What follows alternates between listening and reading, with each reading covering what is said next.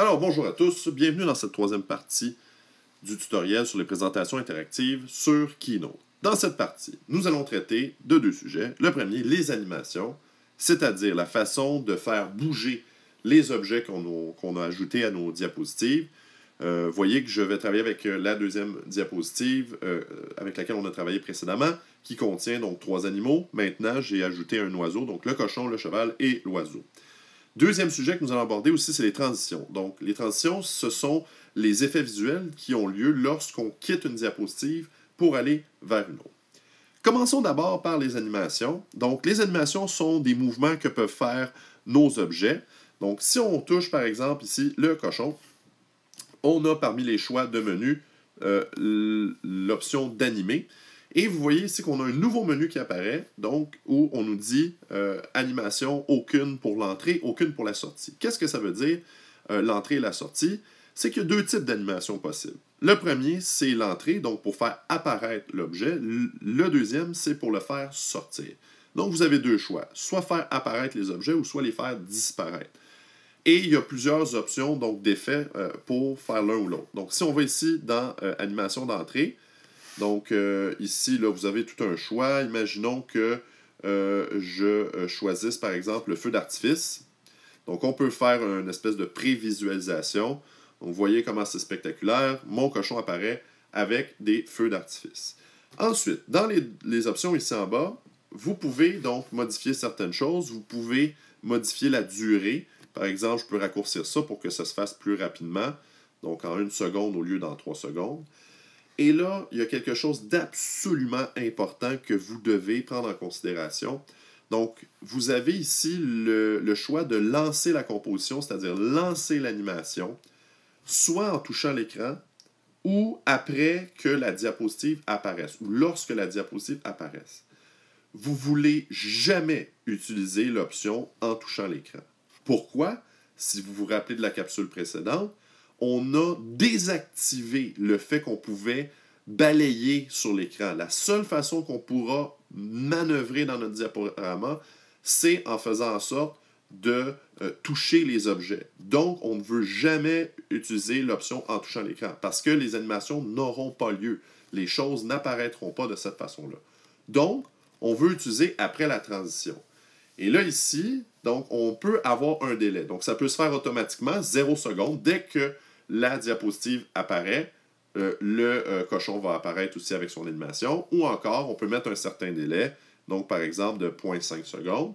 Donc, si je fais ça ici, je vais lire la diapositive et on va voir ce que ça donne.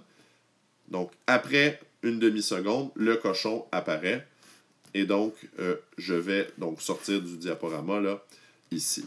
Je reviens à mon cochon. Donc, imaginons que ça me convient bien ici. Je peux ajouter également une animation d'entrée pour notre ami le cheval. Donc, imaginons que le cheval, lui, va, je sais pas moi, faire une espèce de flash. On va voir ce que ça donne ici. Donc, voici, donc ça va bien avec l'explosion. Merveilleux. Là, quelque chose de très important ici, vous avez à la toute fin l'ordre des animations. Et là, il y a des choses qu'on peut faire qui sont analogues à ce qu'on avait dans la section options, mais il y a plusieurs donc, éléments qui peuvent être très importants. Donc, la façon dont ça fonctionne, vous voyez, au moment où on se parle, l'animation qui va avoir lieu en premier, c'est le cochon et ensuite le cheval. Pour ce qui est du cochon, regardez ce qui se passe si je touche à l'animation et je me déplace ici vers la droite. Vous voyez que je viens maintenant de choisir que c'était une animation qui se faisait au toucher. Évidemment, je veux éviter ça. Je l'ai dit tantôt. Sinon, je peux choisir après la transition ou au toucher. Donc, je vais revenir après la transition et là, je vais rétablir mon délai, par exemple, ici, à quelques instants où je ne peux pas le faire. Donc, je suis désolé, je ne peux pas le faire si j'ai plusieurs animations. Je ne peux pas établir de délai. Par contre, ce que je vais faire ensuite, je vais aller voir le cheval et si je déplace donc vers la droite, vous voyez que là, il y avait une ligne entre les deux parce que les 2 animations allaient se faire de façon successive. Là, quand j'ai déplacé, ça a été écrit avec la précédente. Donc là, les 2 animations vont se faire en même temps. Regardez bien ici qu'est-ce qui va se passer. Donc, si je pèse sur Play, les deux animations se font en même temps. Si je reviens, dans le fond, aux autres options que j'avais, donc, je vais aller cliquer sur le cheval ici, dans la section animée. Je vais aller dans l'ordre. L'autre option que j'aurais, ce serait après la précédente. Donc, vous voyez comment ici, la ligne entre les deux ne cache pas, dans le fond, ne sépare pas le 1 et le 2. Donc, dans l'ordre, le cochon va apparaître, ensuite le cheval, mais je n'aurai pas besoin de rien toucher. Tout ça va se faire automatiquement. Donc, on y va, on monte ça, l'animation, le cochon apparaît, et ensuite le cheval. Et là, je vais le sortir du diaporama ici. Donc, voilà pour l'ordre des diaporamas. Je vous rappelle les grandes lignes. On peut jouer avec l'ordre. On peut choisir qu'une se fait après l'autre. On peut choisir que deux animations, plusieurs animations se font en même temps. On ne choisit jamais l'option que l'animation démarre au toucher parce que cette fonctionnalité-là est désactivée dans le type de présentation qu'on veut faire. Pour terminer, pour conclure, je vais ajouter ici une animation de sortie. Donc, je vous rappelle le principe. L'animation de sortie, c'est pour que l'objet disparaisse. Donc, ici, dans notre diaporama, le cochon et le cheval apparaissent, mais l'oiseau, je vais le faire disparaître.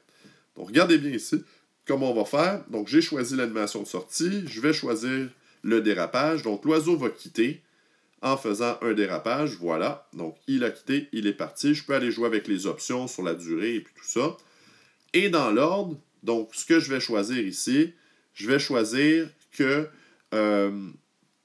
l'oiseau quitte en même temps que le cheval apparaisse. Donc, dans l'ordre, ce que je vais voir, le cochon va apparaître. Ensuite, le cheval, et en même temps, l'oiseau va disparaître, puisque c'est une animation de sortie. Donc, je vais cliquer OK ici. Je vais revenir au début pour qu'on puisse bien voir tout ça en action dans l'ensemble de notre présentation. Donc, je vais appuyer ici sur Play. Donc, je vais toucher le crochet. Vous voyez bien, là, ça va s'enchaîner assez rapidement. Cochon apparaît, le cheval va apparaître et l'oiseau va disparaître en même temps. Donc, c'est parti.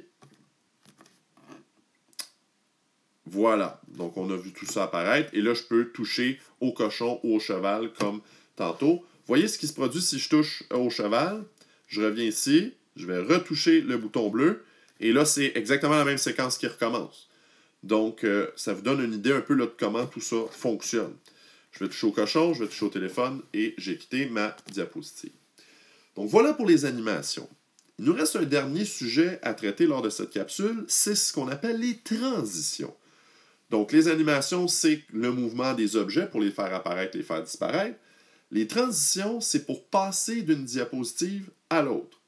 Donc, je peux aller sur une diapositive et je pense que si je clique sur la diapositive ici à gauche, j'ai donc parmi ces diapositives-là, parmi les choix sur la diapositive, l'option transition.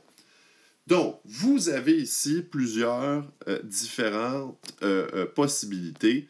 Donc, imaginons ici que je choisisse, par exemple, les confettis. Pour commencer, on peut voir ce que ça va donner. Donc, je vous rappelle, la transition, c'est ce qui va arriver quand on va changer pour aller à la prochaine diapositive. Donc, par exemple, dans notre première diapositive, on va cliquer sur le bouton bleu. Donc, pour passer à la suivante, qu'est-ce qui va se passer à ce moment-là? C'est ce qu'on va voir ici comme effet visuel.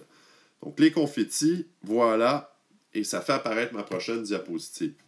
J'ai quelques options en lien avec ça, donc vous pourrez là, vous amuser avec tout ça ici là, pour voir un peu comment ça fonctionne. Donc, si je le montre ici en action, je vais cliquer sur OK. Je vais peser sur Play. Donc, si je touche au bouton bleu, vous voyez comment les confettis apparaissent, mon cochon apparaît, le cheval apparaît, l'oiseau disparaît, on touche le cochon, on touche le téléphone, on est sorti. Donc, si je le fais pour une prochaine diapositive, oh là, ça va être intéressant. On va le faire pour la deuxième diapositive. Donc, je vais encore ajouter une transition. Et je vais choisir cette fois-ci, tiens, la goutte d'eau. Je ne sais pas ce que ça va donner, ça, la goutte d'eau. On va voir qu'est-ce que ça donne comme effet visuel ici. Ah, c'est intéressant. Donc, regardez bien ce qui va se passer ici. Je vais repartir du début. Donc, OK. Donc, Play. Je touche le bouton bleu, confetti. Et là, les animations surviennent. Et là, regardez bien ce qui va se passer. En temps normal, on touche le cochon pour aller à la diapositive suivante. Goutte d'eau vers le téléphone. Et là, je vais sortir. Je vais refaire donc le même principe. Donc, touche le crochet, les animations apparaissent. Rappelez-vous qu'ici, si je touche le cheval, je vais à la première diapositive. Mais la transition va avoir lieu. Donc, voyez, transition vers la première, qui était la goutte d'eau, parce que je passais de la diapositive 2 vers la prochaine. Confetti si je touche celle-là. Donc, ensuite, je touche le cochon, goutte d'eau, touche le téléphone, j'ai quitté. Donc, ça vous donne, encore une fois, une étendue, l'étendue des possibilités que vous pouvez avoir grâce aux transitions et aux animations sur Keynote. Donc, j'espère que tous ces conseils vous seront fort utiles.